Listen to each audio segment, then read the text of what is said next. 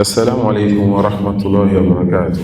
وعليكم السلام ورحمة الله. الحمد لله والصلاة والسلام على رسول الله صلى الله عليه وسلم.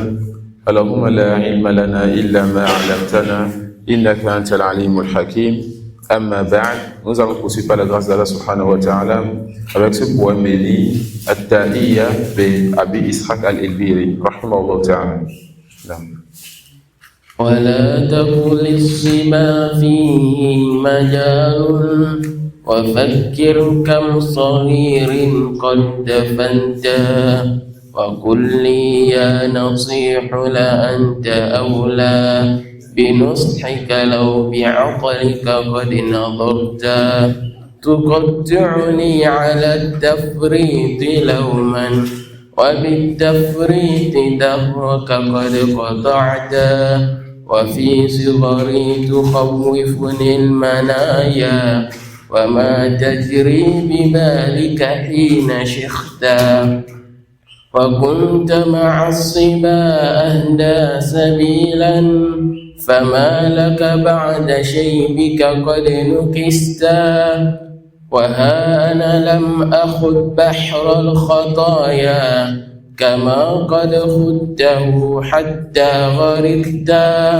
ولم أشرب حميا أم دفر وأنت شربتها حتى سكرتا ولم أحلل بواد فيه ظلم وأنت حللت فيه وانهملتا ولم أنشأ بعصر فيه نفع وأنت نشأت فيه وما انتفعتا وقد صاحبت على من كبارا ولم أرك اقتديت بمن صحبتا وناداك الكتاب فلم تجبه ونهنهك المشيب فما انتبهتا ليقبح بالفتى فعل التصابي وأكبح منه شيخ قد تفتى. أحسنت. نعم. اقرأ الموضوع الجديد. ليه là on s'était arrêté.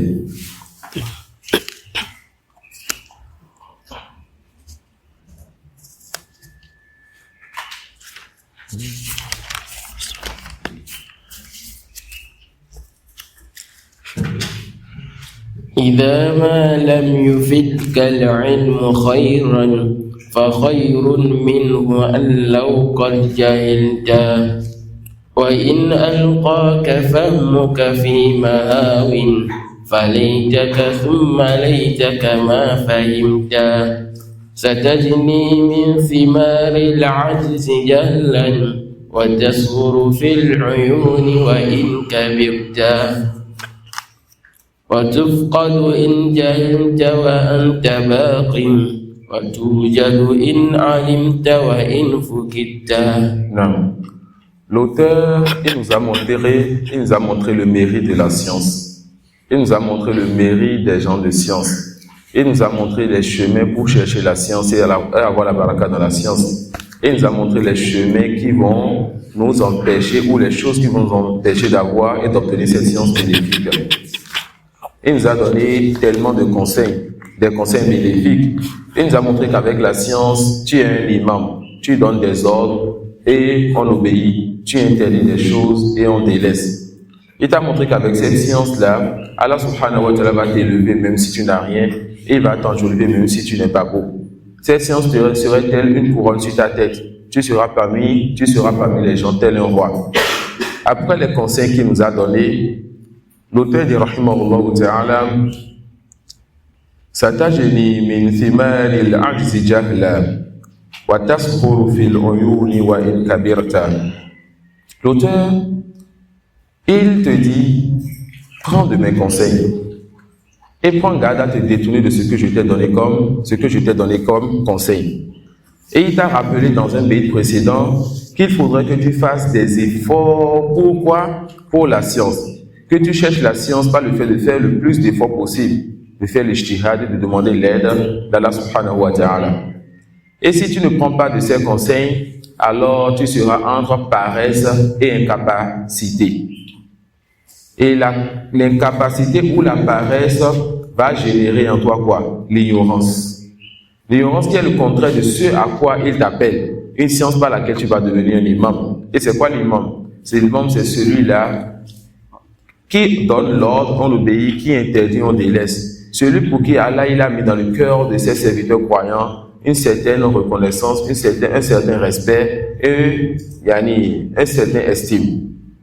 Alors l'auteur te dit, si tu ne prends pas de ces conseils et que tu te détournes de cela, si tu ne fais pas les efforts pour chercher la science, pour goûter donc au plaisir donc de cette science religieuse, et que tu fais l'erreur, oh Abdallah, de faire quoi? Tu fais l'erreur de te donner à l'incapacité et à la paresse. Qu'est-ce qui va se passer? Il te dit, tu seras touché par l'ignorance. Tu seras touché par l'ignorance. Ça suit? Tu seras touché par l'ignorance. Et l'ignorance est une maladie. Al-jahlu da'un. L'ignorance est une maladie. Et la science est son remède. L'ignorance est une maladie et la science est son remède. Et les ignorants sont de plusieurs catégories. Certains vous citeront 3, je vous citerai. Certains vous citeront 2, je vous citerai 3. Ce qu'on nous cite souvent, on nous dit quoi? Al-jahilul basir wal-jahilul murakkab. Le jahilul basir, c'est qui? C'est celui-là qui sait qu'il est ignorant. Quand tu lui demandes, il ne sait pas, il te dit je ne sais pas.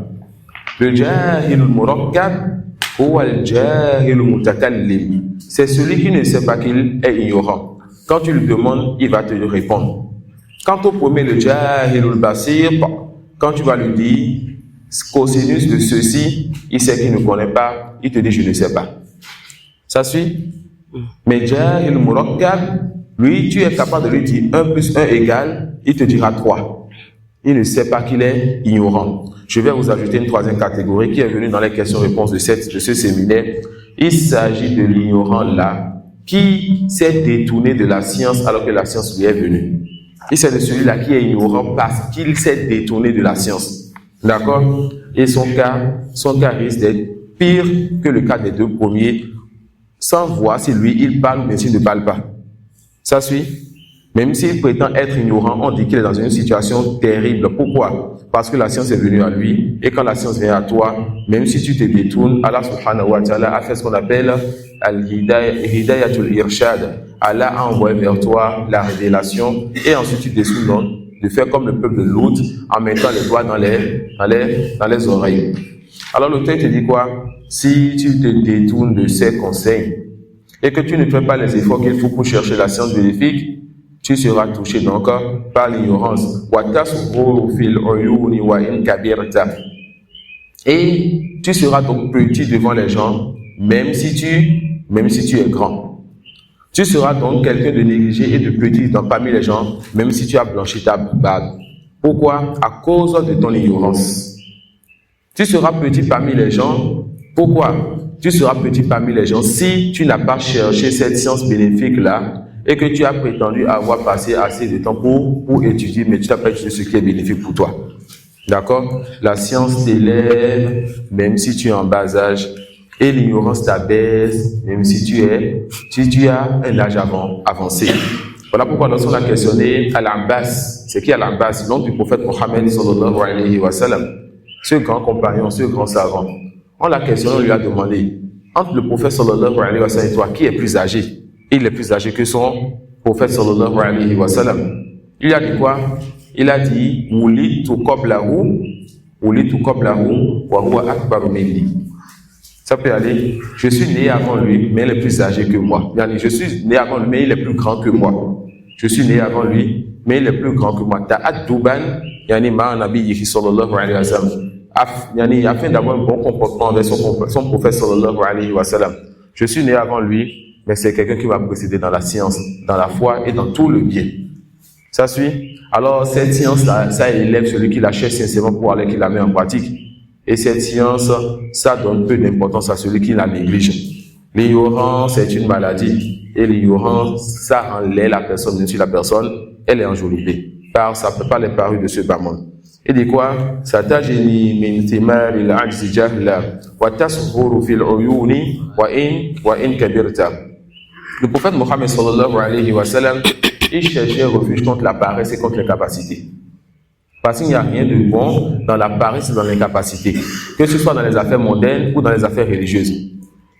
Que ce soit dans les affaires mondaines ou dans les affaires religieuses. Ça peut aller. Le musulman est celui qui, lorsqu'il a des ambitions, il a des projets, il a des choses à faire dans ses affaires mondaines, il demande l'aide d'Allah et il fait quoi? Il fait les causes nécessaires. Il ne s'assoit pas, il ne se couche pas pour dire ça viendra. Le musulman, c'est celui qui fait le tawakkul. Le tawakkul, il fait les causes, légiférer, les efforts qu'il faut et il place sa confiance en Allah. Et il ne fait pas quoi? Il n'est pas parmi ceux qui font le tawakkul ou le ta'akul.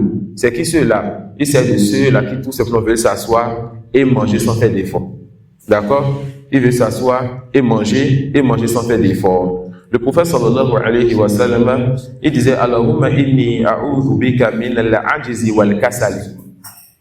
Et si on n'a pas encore mémorisé cette invocation, je pense que ça fait partie des informations bénéfiques que les gens qui sont dans un programme où ils doivent étudier 5, 6, 7 heures par jour devraient mémoriser. Allahumma inni a'udhu bika min al-ajzi wal kasali.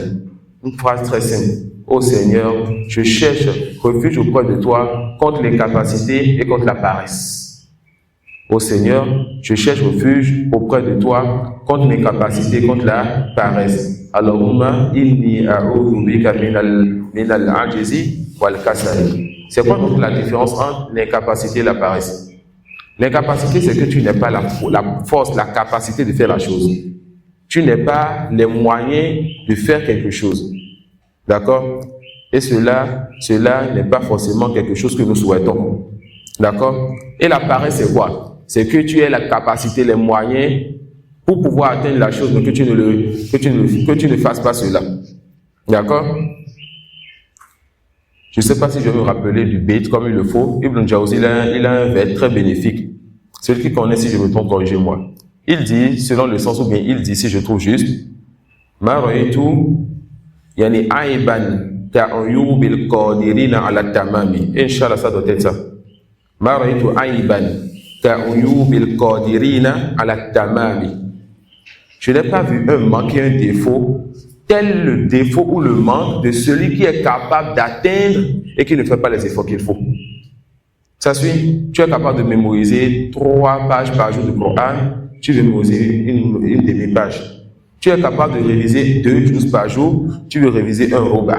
Tu es capable, n'est-ce pas, de faire 2 livres chaque semaine, tu fais 1 livre. Tu es capable, n'est-ce pas, de faire ceci et tu fais moins que cela.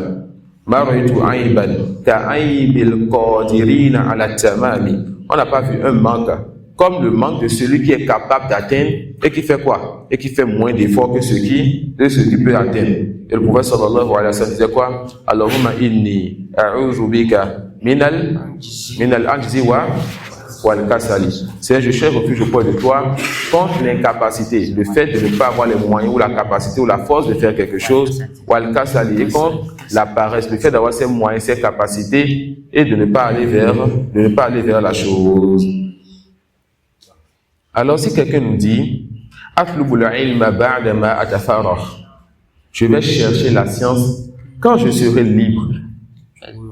Je vais chercher la science religieuse quand je serai libre. Cette personne ne sait pas que la meilleure des nawafil, c'est la science. Les savants disent quoi? La meilleure des nawafil, le meilleur des actes surérogatoires, c'est la science. Il n'y a pas un acte surérogatoire meilleur que la science. Car la science t'aidera à connaître le mérite de tous les autres actes et de les faire. Ça peut aller. Il n'y a pas meilleur acte surérogatoire si ce n'est la science. Et Shaitan aime plus les adorations et les multiples adorations de l'adorateur que l'étude du savant. Et Shaitan, il a plus peur du savant qui dort que de l'adorateur qui prie la nuit. Ça suit? Il a plus peur du savant qui dort que de l'adorateur qui prie la nuit. Quelle est la différence entre le savant et l'adorateur? L'adorateur, c'est celui-là qui essaie de faire beaucoup plus d'actes et a peu de science. Ça suit, il donne plus d'importance aux œuvres qu'à la science. Mais le savant, c'est qui? Celui qui étudie et met en pratique. Celui qui étudie et ne met pas en pratique n'est pas un savant. Le savant, c'est qui? Celui qui étudie et qui met en pratique. Alors tout savant est adorateur et ce n'est pas tout adorateur qui est savant. On a retenu ça? Tout savant est adorateur et ce n'est pas tout adorateur qui est savant. Pourquoi Shaitan préfère l'adoration de l'adorateur au sommeil a plus peur plutôt du savant qui dort que de l'adorateur qui prie la nuit? Parce qu'il suffit de l'ouverture d'un seul œil, le savant voit l'adorateur en train de prier et lui dit « Irja fasolli fa innaka lam tusolli » Retourne prier car tu n'as pas encore prié. L'adorateur peut se tromper dans sa prière par manque de science et le savant couché se réveille et voit dans cet adorateur lui corriger sa prière. Alors Shaitan a perdu. Car Shaitan est content des erreurs de l'adorateur qui a peu de science. Mais le savant couché, il suffit juste d'ouvrir les yeux, de voir cette personne et de dire tu as mal fait. Le savant, il suffit qu'il descende sur une terre et qu'il dise ce que vous faites c'est de polythéisme, arrêtez cela. Alors qu'il y a des adorateurs dans ce milieu qui font quoi? Qui disent on n'a pas de science, on ne peut pas parler. Et ils sont sans doute meilleurs que les adorateurs qui n'ont pas de science et qui veulent parler. D'accord? Ça peut aller. Les enfants de plusieurs catégories. Celui qui étudie et qui ne met pas en pratique, il est dans un grand mal. Celui qui n'étudie pas et qui veut enseigner, il est dans un mal encore terrible. Celui qui étudie et qui met en pratique, c'est lui le savant. L'adorateur qui a une petite science et qui fait ses efforts est dans un bien. L'adorateur qui a une petite science et qui veut parler dans ce qu'il ne maîtrise pas est dans un grand mal. Ça peut aller. Chaque fois que la science vient après l'acte, c'est un mal. Chaque fois que la science vient après l'adoration, c'est quoi?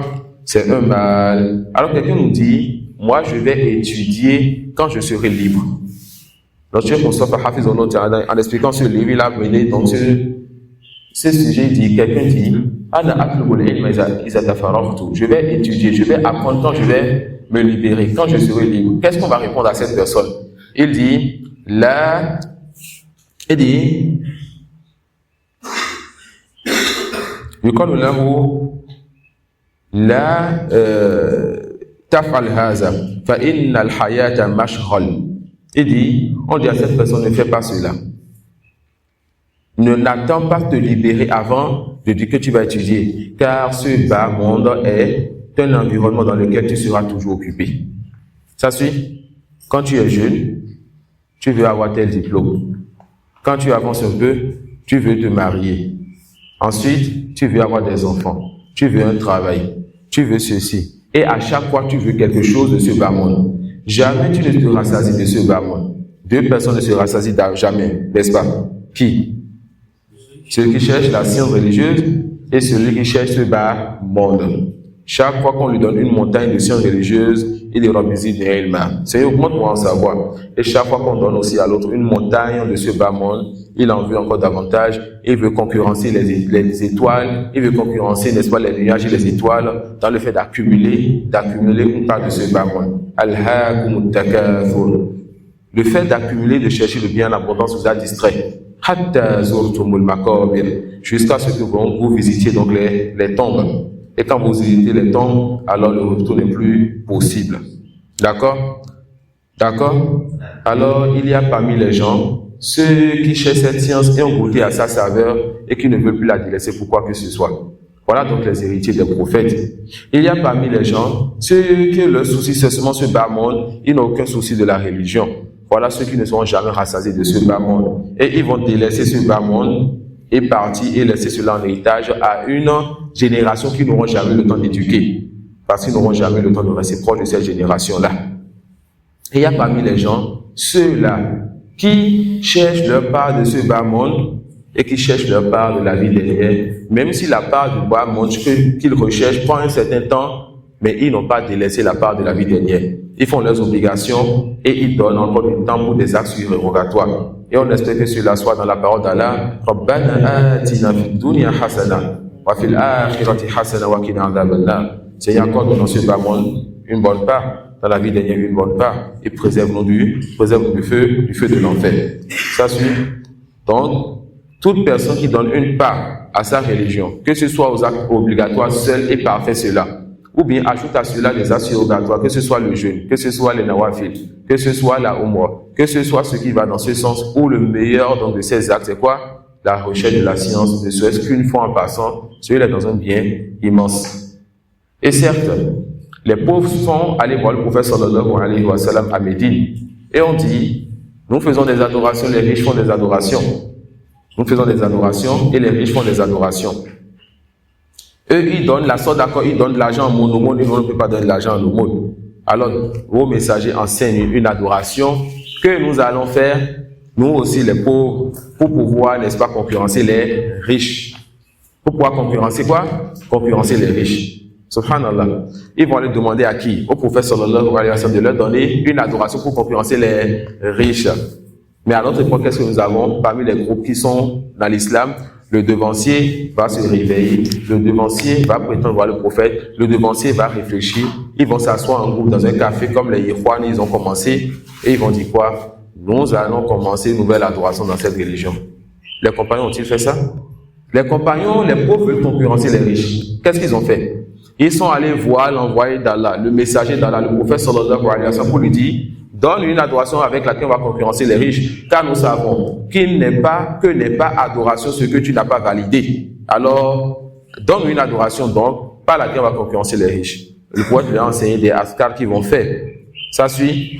Et les riches, parce que eux aussi, ils ne sont pas des gens de ce bas monde, mais c'est des gens qui ont les moyens dans leurs mains, mais pas le cœur attaché à ces moyens. Ils ont commencé aussi à faire les mêmes choses que les pauvres faisaient. Et ça, c'est la grâce d'Allah qui donne à qui il veut. D'accord?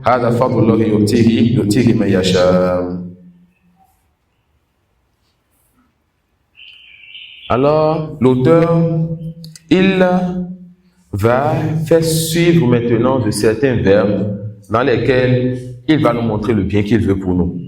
Qu'il veut que nous soyons vivants même après notre mort. وتفقد إن جهلت وأنت باق وتوجد إن علمت وإن فكدت وتذكر قولتي لك بعد حين وتغبطها إذا عنها شغلت لسوف تعد من ندم عليها وما تغني الندامة إن عدمت إذا أبصرت صحبك في سماء قد ارتفعوا عليك وقد سفلت. Non. Il faut encore nous lire. J'aime bien écouter ta voix. Relis encore, Inch'Allah. Ça fait bien. Non. وتفقد إن جهلت وأنت باق وتوجد إن علمت وإن فكدت وتذكر قولتي لك بعد حين وتغبطها إذا عنها شغلت لسوف تعد من ندم عليها وما تغني الندامة إن ندمت إذا أبصرت صحبك في سماء قد ارتفعوا عليك وقد سفلت. Magnifique. Donc, avant que l'auteur ne rentre encore dans d'autres types de conseils, il va finir en disant qu'il t'a parlé de la science. Parce que là, maintenant, il va commencer par parler d'une catégorie de choses. Il va parler, Yanni, de l'argent et de ce bas monde un peu. Alors, il va fermer la porte du conseil qu'il nous a donné sur la science, sur le mérite de la science et le fait de nous encourager à étudier, en disant وَتُفْقَدُ إِنْ جَهِلْتَ وَأَنْتَ بَاكٍ وَتُوجَدُ إِنْ عَلِمْتَ وَإِنْ فُقِدْتَ. Subhanallah. Tu es parmi les gens, mais tu es absent. Tu es absent, mais tu es parmi les gens. Tu es vivant, mais tu es comme un mort et tu fais mourir le cœur des gens. Tu es mort, mais tu es comme un vivant et tu donnes la vie au cœur des gens. Quant à la première personne qui est parmi les gens, mais qui est absent, qui est vivant, mais qui est comme un mort et qui fait mourir le cœur des gens, il s'agit de l'ignorant. Al-jahilu wujuduhu ka'adamihi. L'ignorant, sa présence est comme son absence. Il n'est pas bénéfique à lui-même, il n'est pas bénéfique pour les gens. L'ignorant, lorsqu'il est parmi les gens, on ne le remarque pas, on ne le considère pas. L'ignorant, lorsqu'il est parmi les gens, On ne le remarque pas, on ne le considère pas. Ni pour les affaires de ce bas monde, ni ici pour les affaires religieuses. Car Allah subhanahu wa ta'ala a décrété que parmi les gens, il y ait de l'entraide. Pas forcément pour un intérêt, mais que les fils d'Adam se connaissent les uns les autres et s'entraident les uns les autres. Ça suit. Alors l'ignorant, il est parmi les gens, mais il est comme absent. Et lorsqu'il parle, sa parole ne reste pas dans le cœur des gens. Et quant au savant, il est absent en voyage ou mort, mais il est présent parmi les gens. L'auteur là, qui a écrit ce livre et qui est mort depuis très longtemps, il parle et sa parole aujourd'hui redonne vie au cœur. Il y a des gens qui sont autour de nous, on ne connaît pas leur nom ou bien on a oublié leur nom. Mais on te dit aujourd'hui, Abi Ishaq al-Ilbiri, tu dis c'est celui qui a écrit le Ta'iyya. Al-Ajuri, il est mort depuis environ 1000 ans. Mais son livre ou ses livres s'étudient jusqu'à présent. Il a écrit Adabu Hamalat al-Qur'an, rahmatullahi alayhi. Le comportement de celui qui mémorise le Coran, ou bien celui qui étudie le Coran. Un livre qui se lit, qui s'étudie et qui s'explique jusqu'à présent. Il a écrit Ash-Sharia, un des meilleurs livres dans le manhaj, un livre qui est plus avancé que le livre qu'on étudie l'après-midi. Et que beaucoup de savants ont expliqué, mais l'une des seules explications qu'on a édité, c'est l'explication de Cheikh Rabia, rahimahullah ta'ala. Mais il n'a pas fini l'explication aussi, rahmatullahi alayhi. Alors on dit quoi? L'ignorant est parmi les gens, mais sa présence est comme son absence. Il n'est pas bénéfique pour sa propre personne, il n'est pas bénéfique pour les gens. Mais le savant, celui qui cherche la science, celui-là est bénéfique pour les gens. Son absence ne le nuit pas. Il est présent parmi les gens et il est dans le cœur des gens par sa parole et par ce qu'il laisse comme mérite et comme science bénéfique. La sawfa ta'abdu min nadami alayha wa ma tughni nadamatu in nadimta.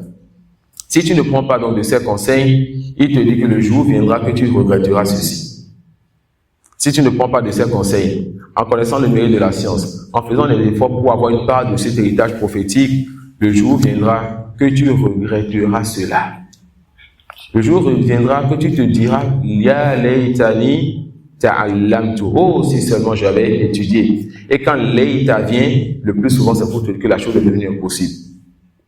Il dit, إذا أبصرت صحبك في سماء قد ارتفعوا عليك وقد سفلت. Lorsque tu verras ceux qui sont avec toi, on te dit aujourd'hui fais des efforts, délaisse la paresse, fais des efforts, dors peu, fais des efforts, avance, fais des efforts, mémorise, étudie, et tu es négligent. Alors que tu es avec des gens qui sont au même niveau que toi ou bien moins que toi.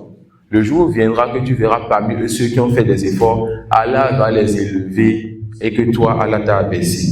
Par quoi? Par ton ignorance. Et Allah les a élevés par quoi? Par la science. Allah élève par ce livre certains et il abaisse par ce livre d'autres personnes. Et il y a en cela l'histoire de Ibn Abbas avec son compagnon. Ibn Abbas était parmi les petits compagnons du prophète sallallahu alayhi wa sallam. Il y a les grands compagnons, il y a les petits compagnons. D'accord?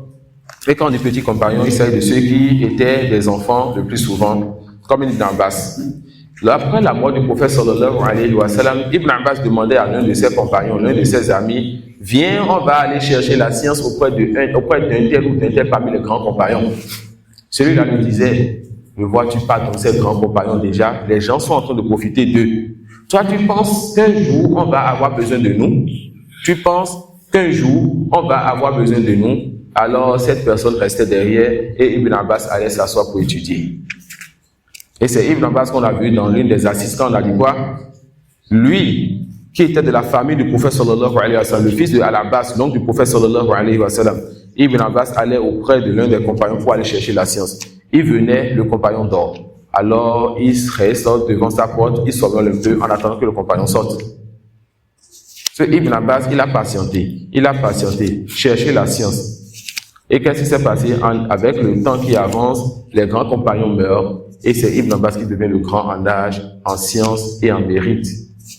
Et son ami, son ancien compagnon, reste quoi? Derrière. Le roi dit que ce jeune homme est plus intelligent que moi. Naam, il est plus intelligent que toi. Car il a donné de l'importance et a fait des efforts. Et Allah subhanahu wa ta'ala a vu le bien en lui et il a élevé. Allah subhanahu wa ta'ala nous compte parmi ceux qui écoutent sa parole de la meilleure des manières. Qui a mémorisé l'invocation qu'on a appelée aujourd'hui? L'invocation qu'on a appelée aujourd'hui. Abdullah, écoute ça parce que tu vas réciter, Inch'Allah. D'accord? Non.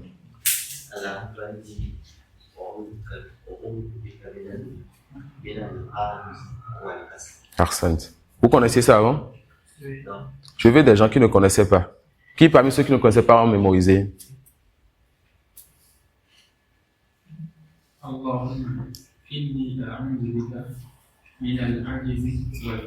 Non. Ton voisin?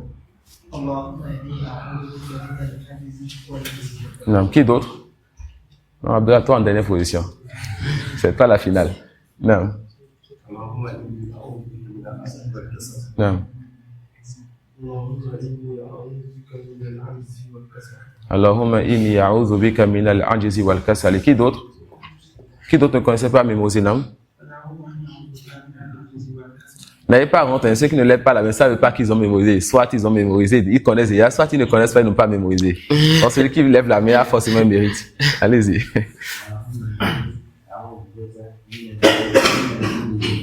Qui d'autre?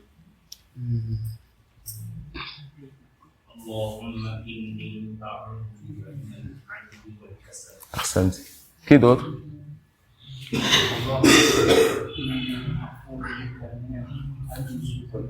Non.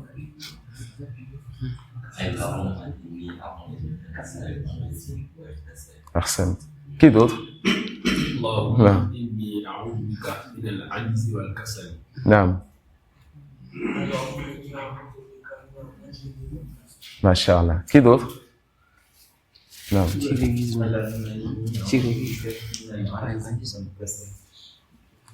C'est tout?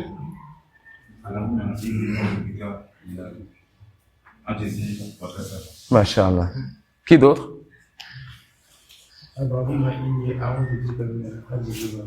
Ahsantum. Non. Ahsant. Nda, tu connaissais? Non. Chouma, tu connaissais? Non.